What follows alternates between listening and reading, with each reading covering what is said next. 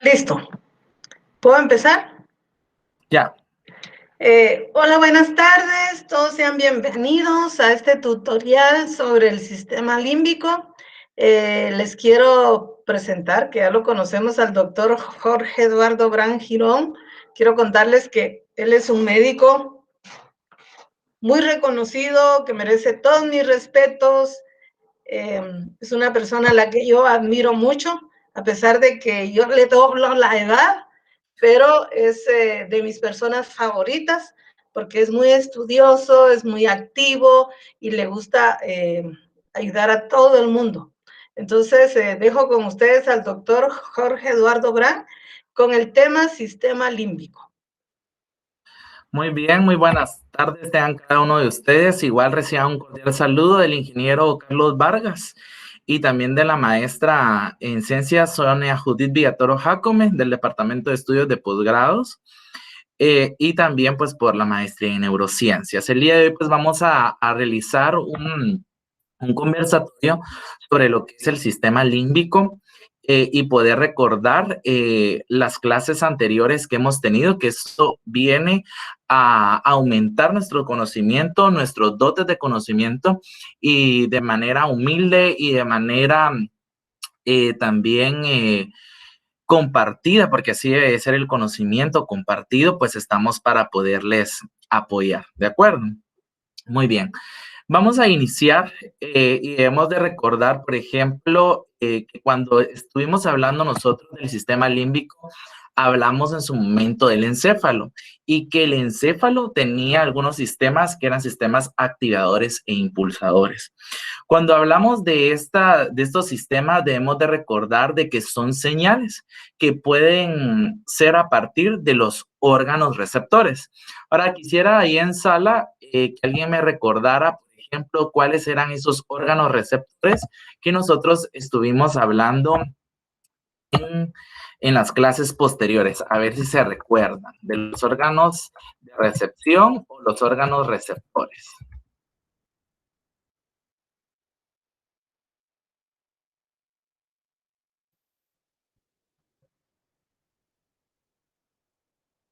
¿Alguien que quisiera participar, por favor?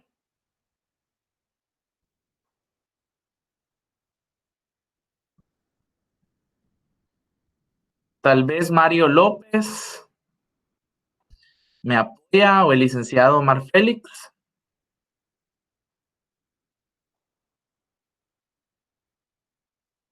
Amígdala, doctor. No, los órganos receptores no se encuentran en la amígdala. Estamos hablando de órganos receptores. Ok, gracias. ¿Podrían ser los órganos de los sentidos de la vista, del sentido Correcto. del gusto? Muy bien. Estábamos hablando de los 5 sentidos, ¿verdad? Entonces, estos son los órganos receptores, ¿verdad? Porque por medio de ellos nosotros recibimos, ¿verdad? Un estímulo. Y dependiendo también de ello, también nosotros enviamos, ¿verdad? Respuestas.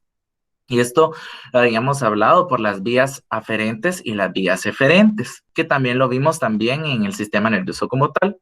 Entonces, el encéfalo como tal, ¿verdad? Envía estas señales por medio de ¿qué? De una estructura que se recordarán ustedes que se llama tronco del encéfalo o tronco encefálico.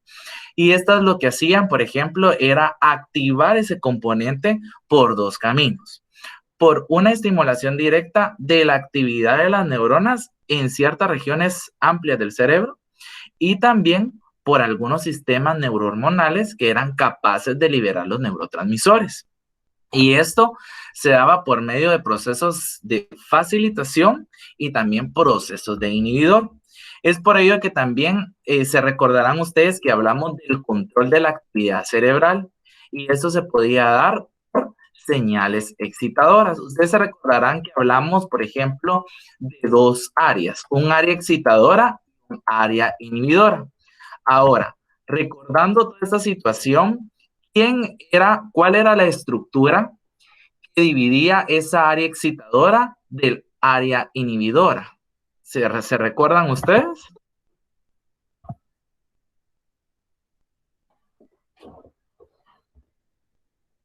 ¿O no se recuerdan? Si no, El anillo límbico. ¿cómo? El anillo límbico. Habíamos hablado que era, Circunvalación surcallosa.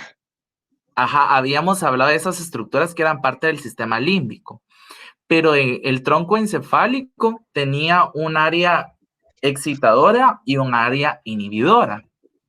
Estas áreas, muchas gracias, licenciada Lisette Brand, ¿verdad? Por el apoyo, por recordarnos ahí en las estructuras del sistema límbico. Era dividida por el quinto par craneal. Aquí lo vamos a apuntar. Quinto par craneal para volvérselos a recordar. ¿Y cuál es el quinto par craneal? ¿Cómo se le llama al quinto par craneal?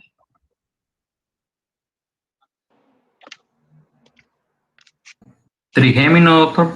El trigémino. Muy bien. Trigémino. Muchas gracias. Muy bien, así es, licenciado Edwin. Muchas gracias. Entonces, así es. Es el trigémino, ¿verdad? El que divide esa área excitadora del área inhibidora. Entonces, cuando hablamos de esta área excitadora, ¿verdad? Se recordarán ustedes de que esta área, ¿verdad?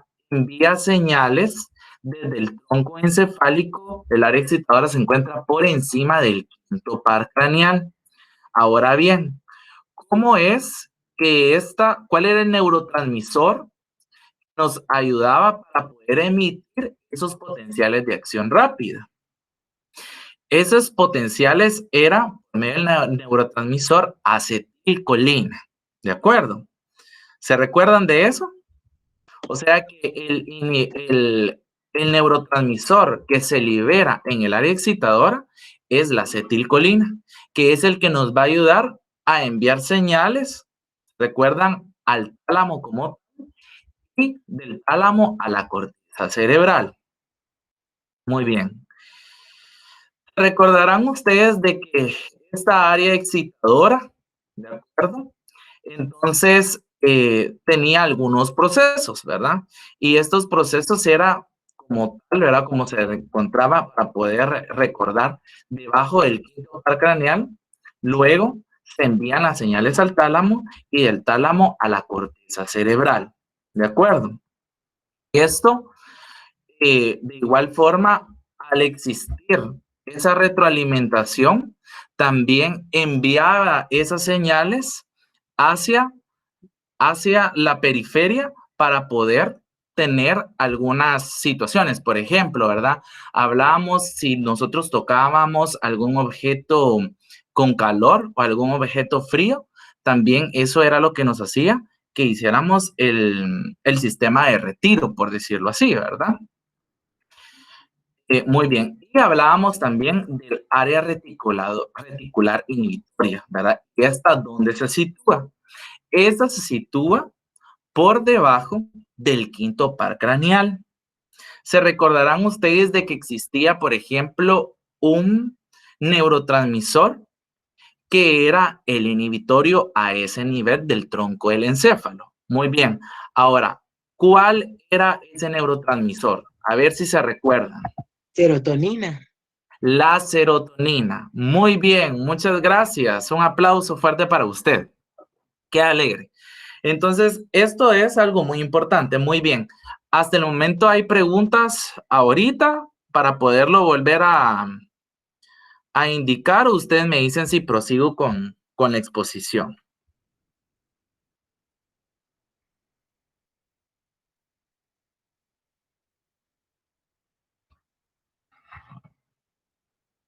Muy bien, yo creo que todos están algo callados el día de hoy. Es que es lunes, por eso. Es que El que estamos calla llegando del otorga. trabajo. Estamos ¿Cómo? haciendo memoria, pero Estamos ya nos llegando empezó. del trabajo.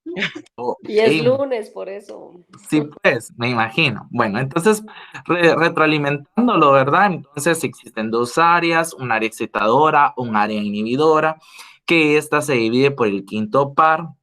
El área excitadora es por medio del neurotransmisor acetilcolina, perdón, y el área inhibidora que es por medio de la serotonina, como dijo la maestra Lisette Brown. ¿De acuerdo? Muy bien. También debemos de recordar existían algunas funciones muy importantes, ¿verdad? Y este era el control neurohormonal de esa actividad encefálica. Y esto lo hacía por medio de 3 sistemas. Muy bien. ¿Cuáles eran esos 3 sistemas? El sistema de noradrenalina o noradrenérgico, el sistema dopaminérgico y el sistema serotoninérgico. ¿De acuerdo? Entonces, cuando habíamos hablado de estas situaciones en especial, deberíamos de recordar que existían, por ejemplo, algunas regiones muy específicas, ¿de acuerdo? En el sistema, por ejemplo, de la noradrenalina, este sistema, por ejemplo, era en áreas basales del encéfalo como tal, ¿verdad? Que también contribuían a la corteza cerebral, la región olfatoria, el cerebelo y el tronco del encéfalo como tal, ¿verdad? O sea, todo es en base a esto, lo que habíamos hablado. La dopamina, también que tenía que ver con la corteza frontal, con el núcleo caudado también, y la serotonina, los núcleos de la línea media, ¿verdad? Prácticamente habíamos hablado, por ejemplo, la noradrenalina era directamente con el locus ceruleus, ¿verdad? Ceruleus, perdón, que esta era una pequeña zona que se ocupaba a partir de la protuberancia y el mesencéfalo. Y esto nos ayudaba a segregar la noradrenalina. Y la dopamina a partir, ¿verdad?, de la sustancia negra, que esto se daba en relación a en algunas estructuras llamadas ganglios basales, que hablamos también que existía, por ejemplo, algunas enfermedades muy específicas de ellos, que se habló del Parkinson como tal, y también la serotonina a partir de los núcleos del RAFE para que fuera para que se pudiera entender como tal, ¿de acuerdo? Entonces, recordarán ustedes que existen 3 sistemas y los sistemas va a ser a partir de neurotransmisores importantes. El sistema noradrenalina, el sistema dopamina y el sistema serotonina.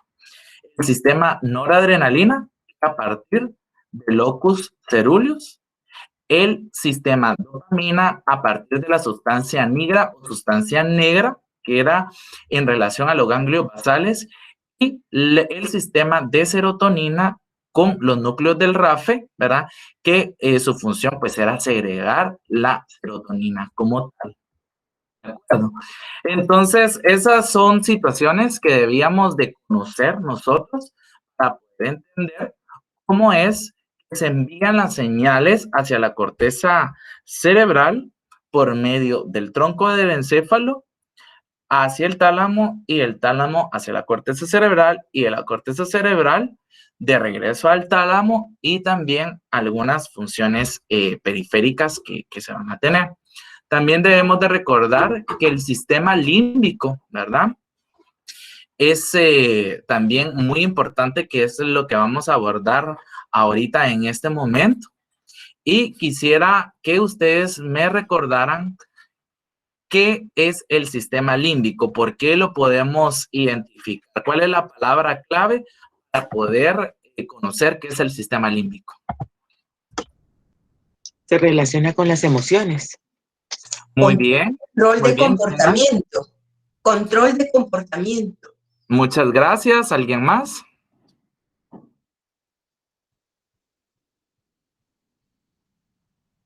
Una serie de estructuras que regulan las emociones. Muchas gracias, licenciado Omar.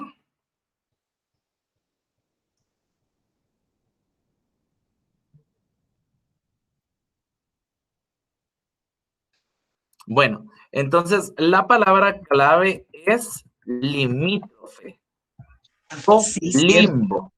Limítrofe. Doctor Eli, ahí anda manejando. Aquí se observa, saludos.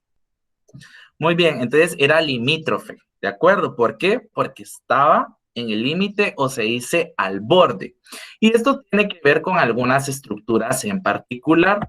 Hablaba, por ejemplo, que antes de conocer el sistema límbico teníamos que conocer de una estructura fundamental y esa estructura se llama hipotálamo. Ustedes me podrán recordar para ustedes qué significa el hipotálamo. como estructura. ¿Qué es lo que nos hace diferente el hipotálamo?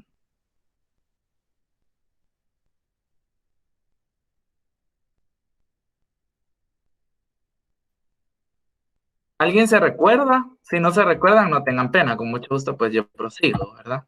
El hipotálamo es una estructura que tiene un peso de 4 gramos y que secreta todas las sustancias que van a formar el eje hipotálamo hipoficiario, como, digamos, precursores o inhibidores de la función de algunas hormonas que se secretan a nivel de hipófisis.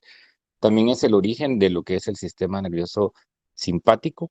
Y a partir de ahí empezamos a tener las respuestas, por ejemplo, en el núcleo supraquiasmático, hacia la luz, en algunos núcleos como el ventral, y el lateral sería para el hambre o para la saciedad, y en otros núcleos muy importantes se van a relacionar con la conducta precisamente que da el sistema simpático, que es a veces agresividad y respuesta rápida, ¿verdad?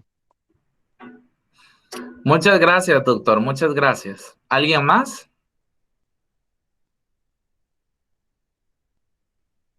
Pues yo tengo entendido que el hipotálamo es como el centro del equilibrio, ¿verdad? Del nivel interno y externo, y que tiene funciones como de regular básicamente como la función cardiovascular, la temperatura, entre otras cosas, el líquido agua corporal, si no mal recuerdo, ¿verdad? Y algunas situaciones de secreción renal, creo yo.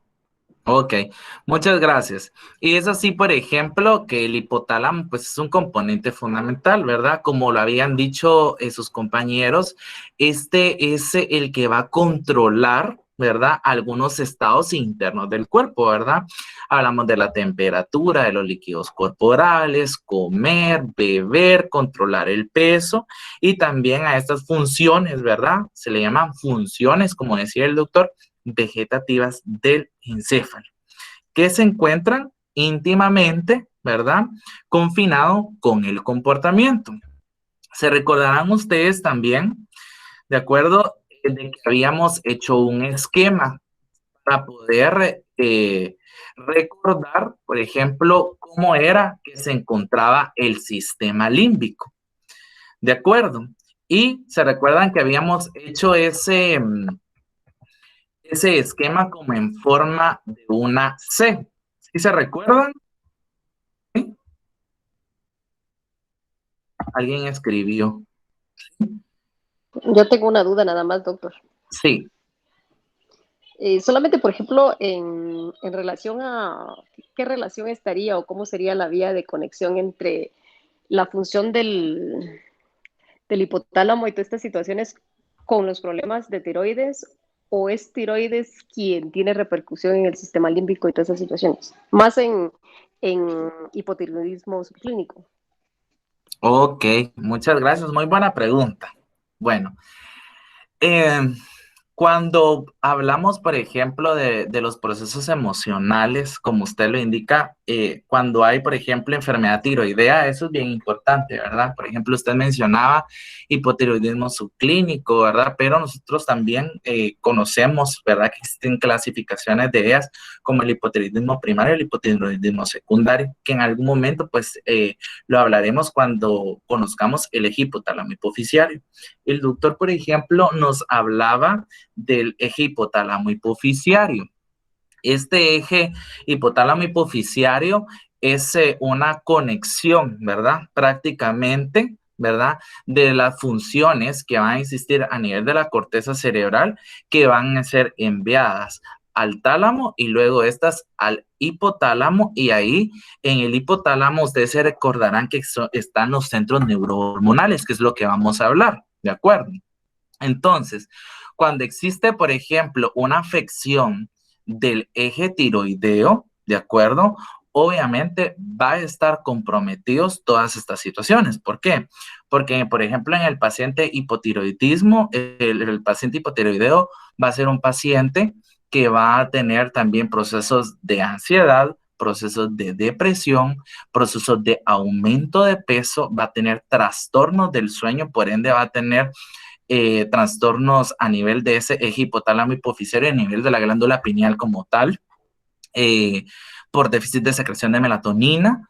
Estos pacientes también tienen algunos síntomas característicos. Por ejemplo, van a tener hipotermia, que también está ligado con estos procesos de las funciones vegetativas como tal. Y no solamente ellos, ¿verdad? Por ejemplo, existen algunos trastornos que tienen que ver con las hormonas de crecimiento. También, por ejemplo, está el panhipopituitarismo, ¿verdad? O síndrome de Sheehan, que en algún momento pues vamos a platicar de ellos también. Hay enfermedades neuroendocrinas que afectan el eje hipotálamo hipofisiario. Entonces es como un todo, ¿verdad, maestra Sandra? No sé si logré resolver la pregunta. Sí, gracias. Y yo tengo una duda en relación a esto por diferentes situaciones. Me han hablado mucho de la famosa depresión estacionaria que va muy asociados a los cambios de temperatura, digamos de clima más que todo. No sé si usted conoce algo de esto o algún aporte de esto, porque a mí sí me han hablado mucho de esta depresión estacionaria que Bueno, muchos de los pues más que pacientes todo padecen. tiene que ver con el ciclo circadiano del sueño, ¿verdad? Eh, yo la verdad los invitaría a que ustedes pudieran conocer las disritmias del sueño, eso es súper importante. Creo que también en algún momento hay un ensayo que habla de eso, que es un ensayo de ustedes. Ahora bien, ¿qué es lo que sucede? Por ejemplo, el ciclo circadiano del sueño va a estar controlado, ¿verdad? Por este eje hipotálamo hipofisiario. Y todo tiene que ver también con los tipos de jornadas, ¿verdad? Que por ejemplo hay jornadas vespertinas y jornadas matutinas y la jornada vespertina, ¿verdad? Por ejemplo, se hablaba en algún momento, ¿verdad? En alguna clase, pues lo mencionaron, de que cuando existe la puesta del sol, empieza la secreción normal de melatonina. ¿Por qué? Porque la glándula pineal va a estar enviando esta secreción para que el reloj biológico del sueño pues pueda tener un control adecuado, ¿de acuerdo? Ahora bien, ¿qué sucede, por ejemplo, cuando existe un déficit de melatonina? Los niveles de cortisol en la madrugada se disparan y es lo que provoca, por ejemplo, que las personas tengan fríos, tengan trastornos de la temperatura, pueden estar hipotérmicos o hipertérmicos como tal también, puede llegar a afectar todas esas funciones vegetativas que podemos estar conociendo el día de hoy. Entonces, y esto se da en diferentes enfermedades neuroendocrinas, por ejemplo, el síndrome de Cushing, ¿verdad? Que tiene que ver con adenomas hipofisiarios, ¿verdad? Que puede ser exógeno como endógeno o puede ser inducido, por decirlo así, por medicamentos, como también puede ser provocado porque exista un crecimiento de masa, ¿verdad? Que estos pueden ser microadenomas en algún momento o pueden llegar a ser macroadenomas como tal. Entonces, todo esto afecta, ¿verdad?, el proceso de este eje hipotálamo hipofisiario. Entonces, al ver una disfunción de un eje como tal, por ejemplo, en el eje tiroideo, también puede haber afección de los demás ejes como tal, ¿verdad? Porque son varios núcleos. Esto también lo vamos a estar viendo en algún momento cuando veamos eje hipotálamo hipofisiario. Gracias, doctor. Ok. Muy bien. ¿Alguien más que quisiera preguntar? O continúo, ustedes me indican. No hay problema. Existe para el hemisferio norte un día que es el día de la depresión. Y es un día que ya está en primavera, pero se relaciona mucho con que se termina el ciclo del invierno y el atardecer es muy temprano, ¿verdad? Y prácticamente ese ciclo horario que ellos tienen de horas de vigilia y de luz hace que ellos puedan estar más sensibles a tener trastornos del estado del ánimo. Como bien decía, ¿verdad? La entrada de luz llega por la retina y se va por la retina hacia lo que es el hipotálamo, y el hipotálamo da entrada en el núcleo supraquiasmático y este manda hacia la pineal y es donde se produce toda la secreción de melatonina, que es una secreción, perdón, de una forma continua muy interesante, con leves picos en ciertos transcursos del día, pero y de la noche también, y en la noche tiene un pico máximo a 1 hora y va haciendo otros picos posteriores, pero esto disregula el sueño y disregula en muchos sentidos todo lo que la persona pueda experimentar y termina siendo prácticamente este día, el 19 de marzo, ¿verdad? Que es cuando está ya empezándose ya la primavera y tiene que ver mucho precisamente con la adaptación que se hace al horario de invierno, que incluso se corre la hora para que la persona pueda descansar de una mejor manera, pero siempre va a tener dificultades en ese sentido, ¿verdad? Era mi aporte. Muchas gracias, doctor. Muchas gracias, doctor. Pues eso que estábamos hablando, ese dibujo que realizamos era la corteza de asociación límbica o lo que llamamos como anillo límbico, ¿de acuerdo? ¿Se recuerdan que habíamos hablado que este comenzaba a partir del área orbitofrontal y luego este ascendía a una circunvolución subcallosa, luego a la circunvolución singular, ¿de acuerdo? Luego existía una circunvolución parahipocámpica y luego terminaba en el uncus, ¿verdad? Esto es lo que nosotros llamamos como anillo límbico, ¿de acuerdo? Entonces, lo vuelvo a recordar para que ustedes se recuerden. Inicia en la corteza orbitofrontal, luego la circunvolución subcallosa, luego la circunvolución singular, luego terminamos con la circunvolución parahipocámpica y luego se termina con el uncus. Todo este anillo, ¿verdad? En forma de C, es aquel que prácticamente vamos a ponernos a imaginar que dentro de él se encuentran, ¿verdad? Los componentes del sistema límbico. ¿Por qué? Porque estos son posiciones claves, ¿verdad? Y en el centro de este habíamos dibujado el hipotálamo. Y alrededor de ese hipotálamo, ¿verdad? Habíamos también conocido que ahí se encontraba la amígdala, el hipocampo, los componentes de los ganglios basales, los núcleos anteriores del tálamo, el área septal y el área paraolfatoria. Entonces, esto es, por ejemplo, se hablaba que el hipotálamo era el centro de control importante del sistema límbico.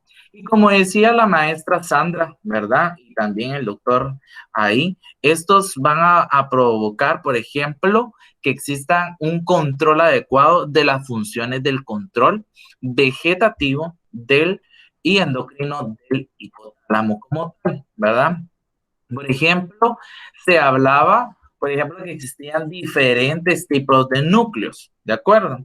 Ahora les pediré, por favor, ustedes tienen allí sus apuntes, si alguien pudiera colocar aquí en el chat algunos núcleos, por ejemplo, algún nombre de algún núcleo del hipotálamo, por favor, para que ustedes puedan también participar.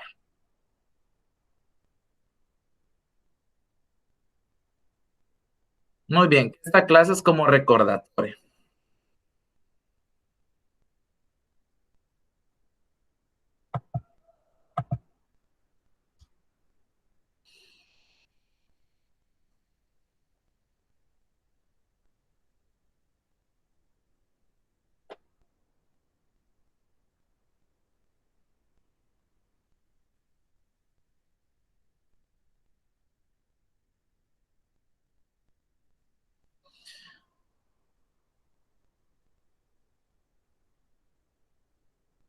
Bueno, vamos a continuar ahí mencionando muchas gracias, ¿verdad?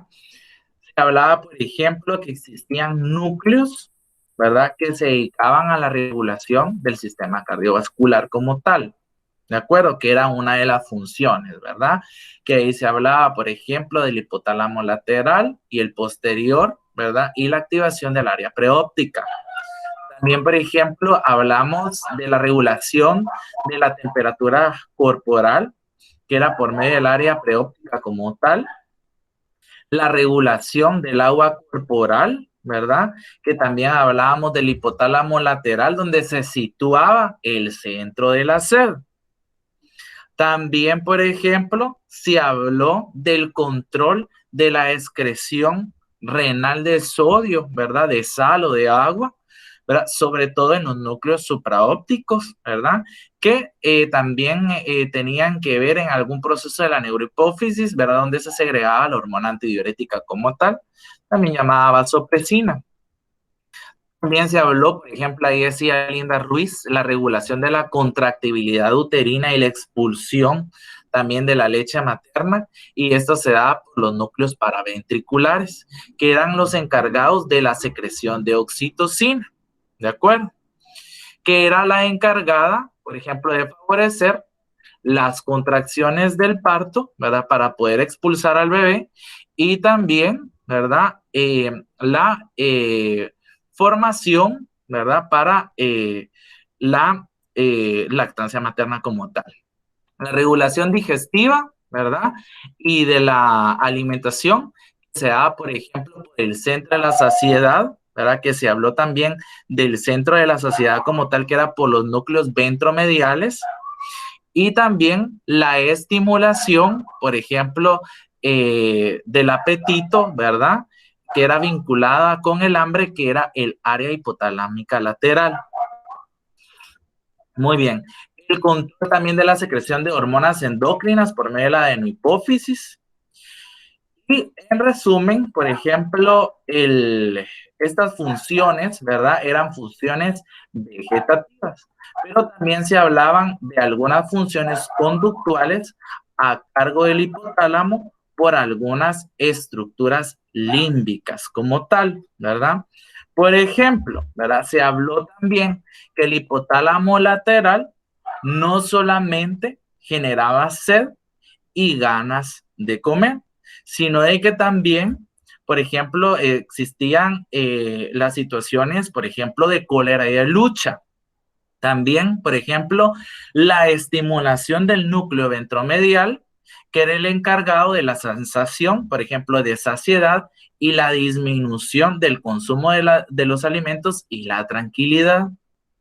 También los núcleos periventriculares, que eran aquellos, por ejemplo, que desembocaban el temor, y el impulso sexual, ¿verdad? Que eran en algunas zonas del hipotálamo de sus porciones más anteriores y posteriores. Y, por ende, cuando existía alguna lesión hipotalámica, era cuando existía alguna afección a este nivel, que tenía que ver con la función conductual, que hablamos también de lo que era el centro de recompensa y los centros de castigo como tal. Muy bien. No sé si hay alguna duda hasta el momento, ¿verdad? Ustedes me indican, por favor.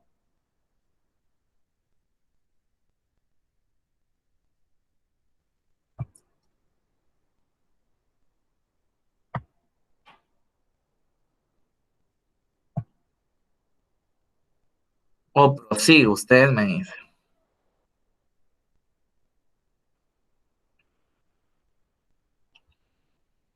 Siga, doctor.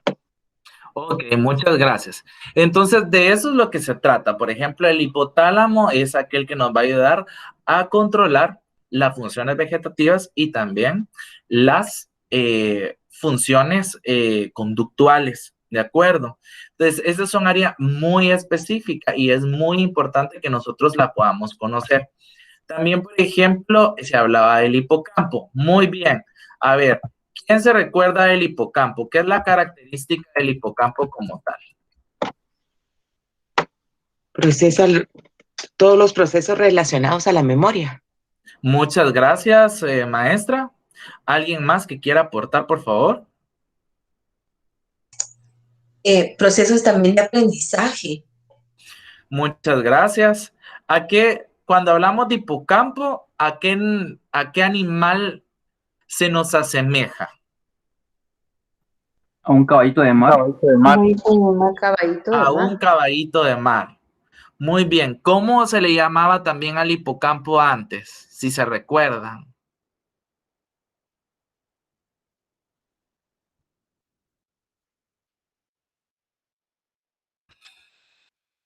Al hipocampo también se le llamaba cuerno de Amón.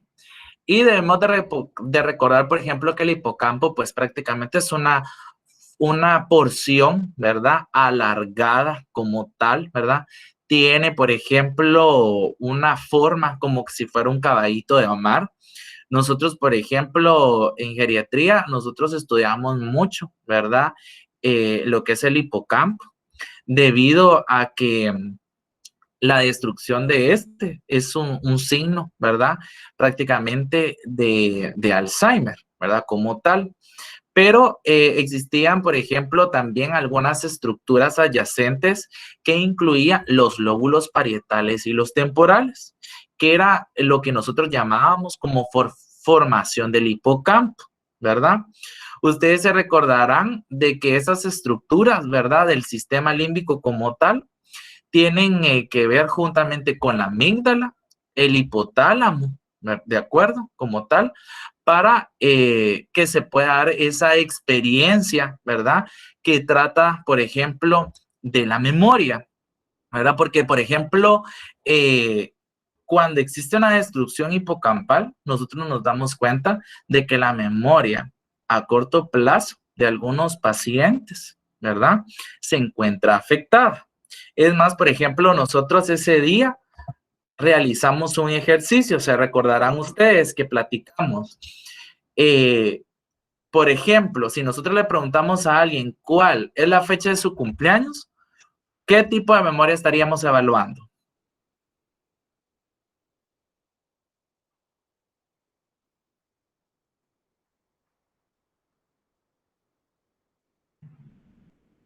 La fecha de cumpleaños de alguien.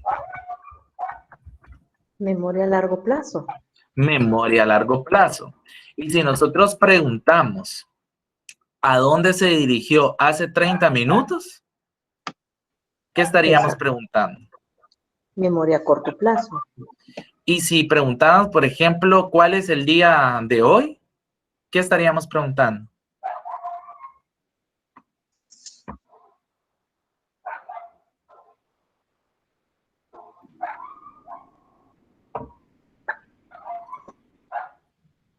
Esa no es parte de la memoria semántica o de la que clasifica.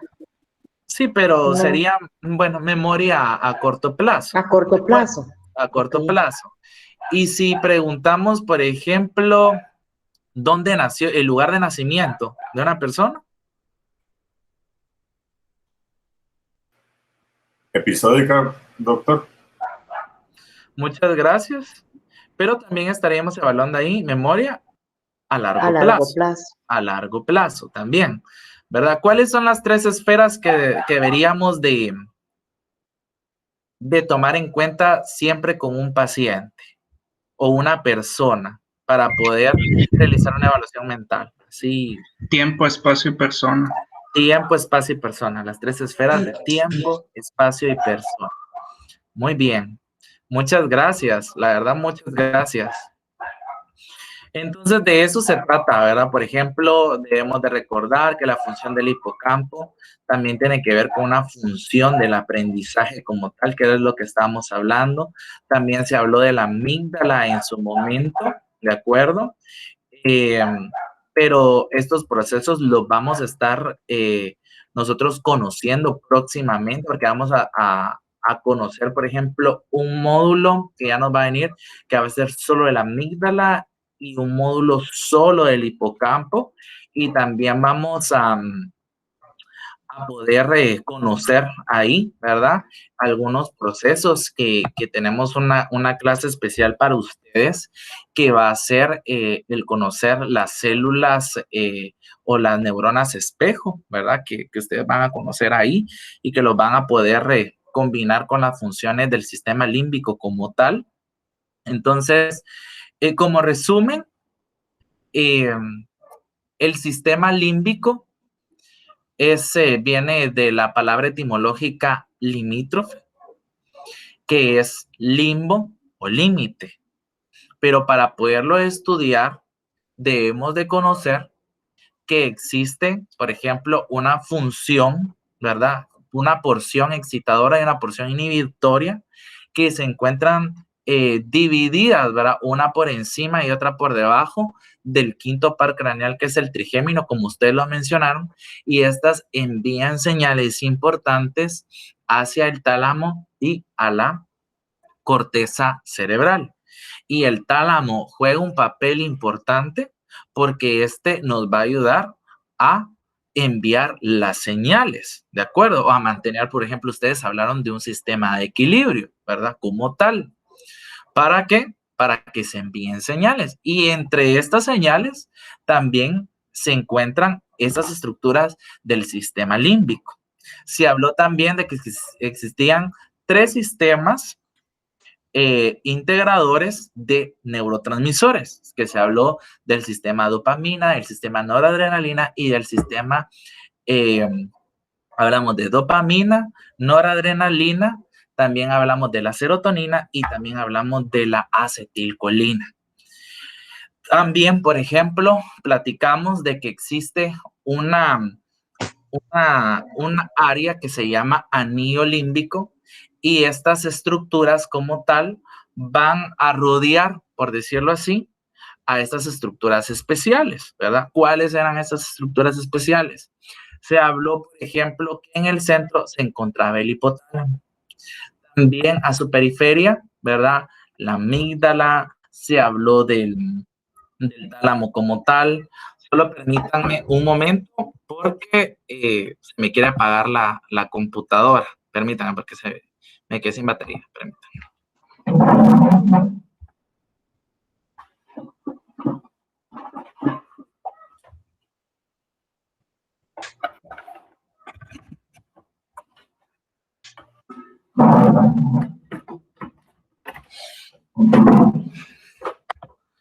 Muy bien. Entonces nos quedamos ahí de que en ese anillo, ¿verdad? Se habló, por ejemplo, de el hipotálamo en el centro, que se encontraba la amígdala, los ganglios basales. Se habló también del hipocampo, ¿de acuerdo? También. Entonces, de la región olfatoria también. Entonces, esto es importante. ¿Por qué? Porque cada uno de ellos tiene algunas funciones específicas. Se habló, por ejemplo, que el hipotálamo, como tal, tiene funciones vegetativas y también funciones conductuales, ¿verdad? Las vegetativas que tienen que ver con la presión, con la excreción de sal, sodio, agua, hablamos. También, por ejemplo, se habló de las funciones térmicas, de la regulación de la frecuencia cardíaca, de la regulación de la presión arterial, del centro del hambre, del centro de la sed. O sea que son funciones sumamente importantes, ¿verdad? Y también de funciones conductuales como tal. Se habló también, por ejemplo, del hipocampo, que el hipocampo nos sirve también para funciones de memoria y del aprendizaje como tal.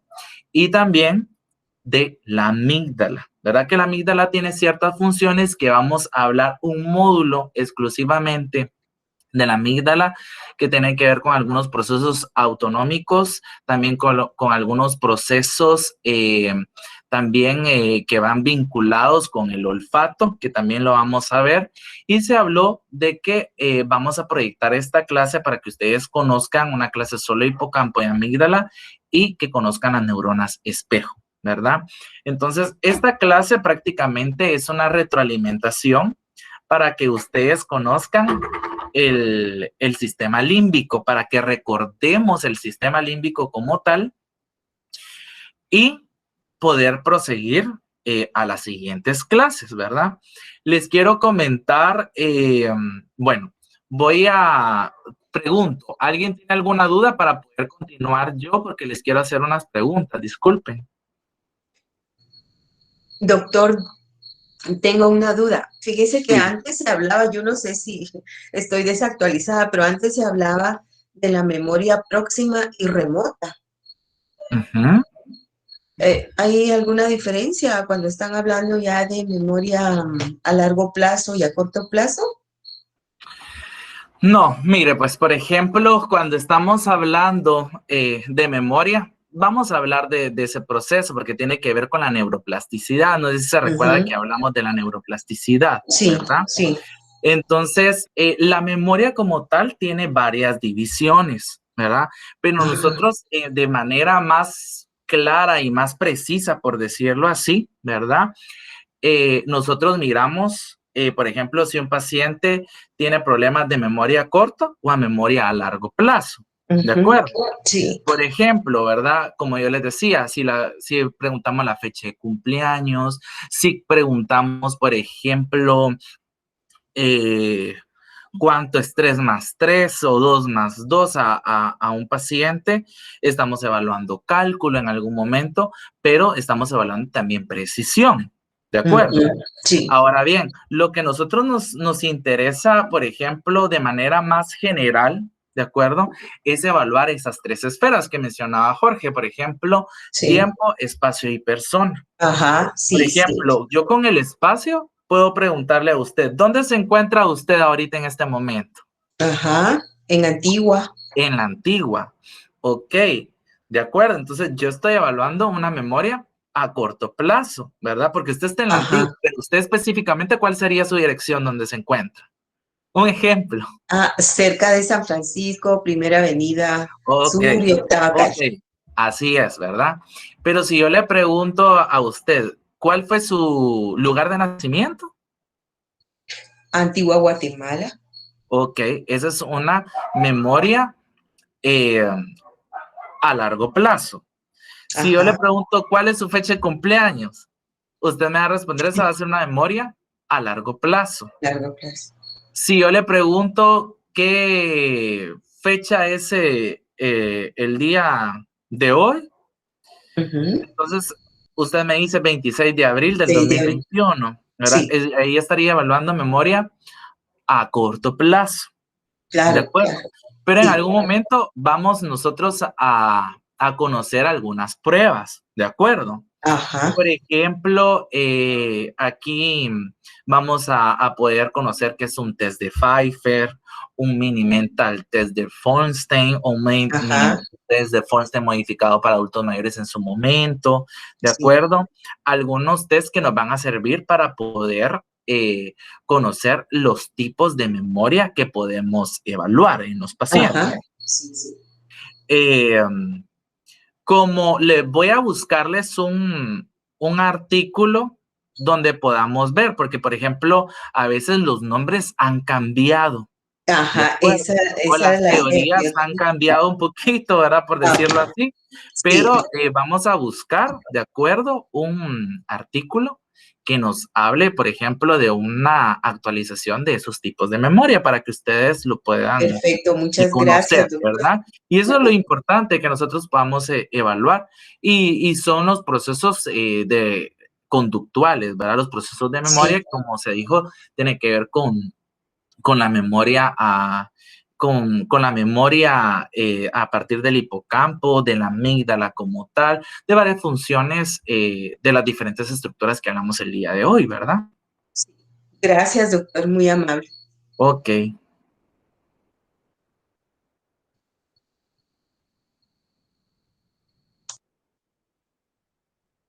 Muy bien, voy a dejar voy a detener la grabación.